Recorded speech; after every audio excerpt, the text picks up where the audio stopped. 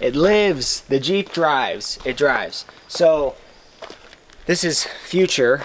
So I've already done all of the stuff, but I'm gonna explain to you what is going on. So I finally got the parts that I needed. This is it. This is a 1-ton reaming bit. This is what I was waiting on. This is the big part.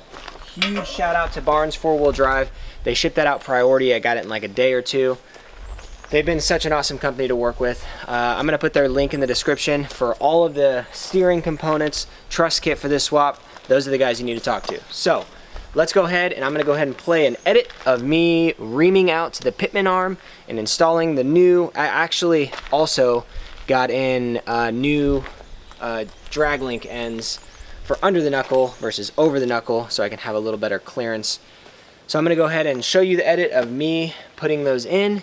Make sure when you do reaming to make sure that bit is lubricated the whole time and only do it for a few. I did it for about 30 seconds, lubed it, 30 seconds, lubed it. Actually, I wouldn't even say 30 seconds, like 10 seconds. So take your time and only do a little bit at a time, because if you do too much, you gotta replace it. So just do a little bit, check it, do a little bit, check it, and you'll be good. So here's that edit.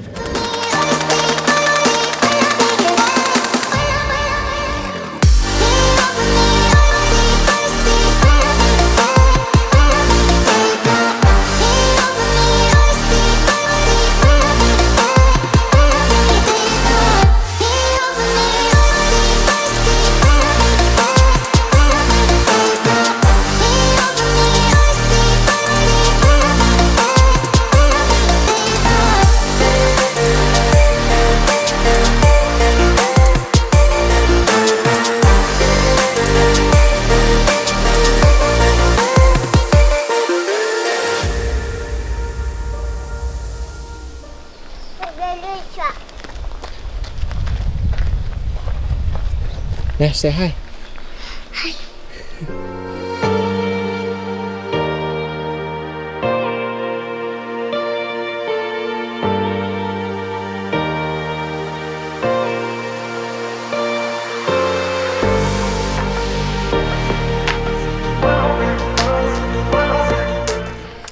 Everything is in, guys. We've got it all buttoned up. As you saw in the video, I reamed out the pitman arm. I got everything connected. Yes, my steering stabilizer is not connected. I need the nut or the bolt. I went to Advance, they didn't have it. I gotta go to Lowe's, and it's gonna probably take me, like, you know how it is finding a bolt. So I gotta go and find one of those. Other than that, it's ready to be driven, so let's drive it. This is the moment I've been waiting for 2 months. This thing has been sitting. Hopefully it starts. Let's do this.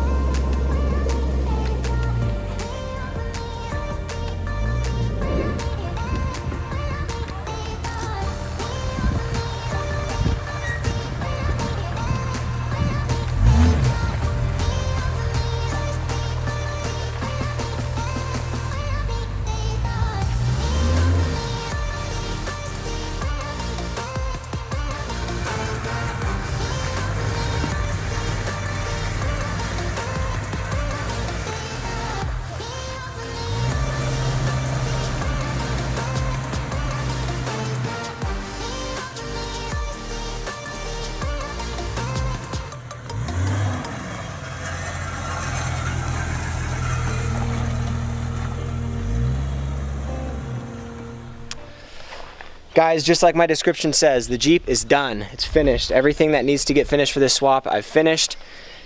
Everything's buttoned up. It's ready to be driven. I drove it, and we have a little bit of an issue. I wouldn't even say it's actually an issue. I can't drive this on the road. I did the best I could getting the axle aligned, but I'm having some issues with something's binding up. I don't know if it's just because of the alignment. When I can turn it right all the way over, and then when I turn it left, it's having a hard time. So I'm really hoping that it's just the caster, and I mean the axle is not. I mean, you should see my driveway. It is not aligned the way it needs to be. So I'm pretty certain that that's what the issue is.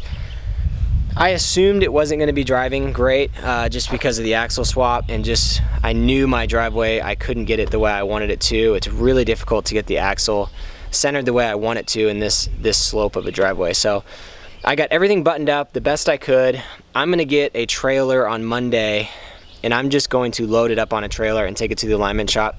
My wife made a good point. She's like, look, if you drive this thing into town and something breaks on it, all this money and time you just spent, and then you're gonna have to just she's like, it makes way more sense to just do it safe, get it to the alignment shop, get it done right, so you don't have to stress about it. I'm like, you know what, you're right. I would have wasted like 8 hours of my time trying to get this thing aligned up. So I'm hoping that that's all it is. We'll find out on Monday. They're supposed to fit me in for an alignment, so that's tomorrow. Today's Sunday. We'll get it to the alignment shop. I will post an update on my Instagram page. It's JC_Jeeps to see exactly how everything's driving. And then next week, I'm posting a full walk around of every single thing that I did to this Jeep to get this axle swap done. Every part that I bought, everything. I'm gonna do a full walk around of everything that I did. Just so if you're wanting to do this swap, that'll be the video for you. It's just a full breakdown of everything I did, troubles I ran into, blah, blah, blah. And then if I have enough time in that video, I'm still not to a point where I can do, I think 15 minutes is the most I can do. If I have time in that video, I'll do a full cost breakdown. If not, I'll make another video of a full cost breakdown of exactly what it cost, and so on and so forth. So I hope you all enjoyed this build. I really am encouraging people, no matter what your situation is, if you have a parking lot like mine, which is gravel and on a slope, you can do this. Anyone can do this swap. It's not unheard of. It's not impossible. I want people to know, hold on. I want people to feel like they can do this, and they can. And also, not only that, you can do it on a budget. This isn't a super expensive swap. A lot of people are like, oh my God, that's crazy expensive. And yes, it was, but you gotta think, I've been saving for this for months, and I didn't just drop however much I spent. I think it was $5 grand. All at once. I sold parts, I bought parts as I needed them. It was a slow process, and it's doable. So we'll get into that in the next video. I hope you all enjoyed this axle swap. It's been a really fun series for me. This Jeep is not even close to done. I know the title says that, but I still have to put my rear bumper in, my frame stiffeners in. I gotta wire it, all sorts of fun stuff. So stay tuned. I've got a lot of content coming your way. I appreciate the support, and just like that, this is over. Please like and subscribe. Peace.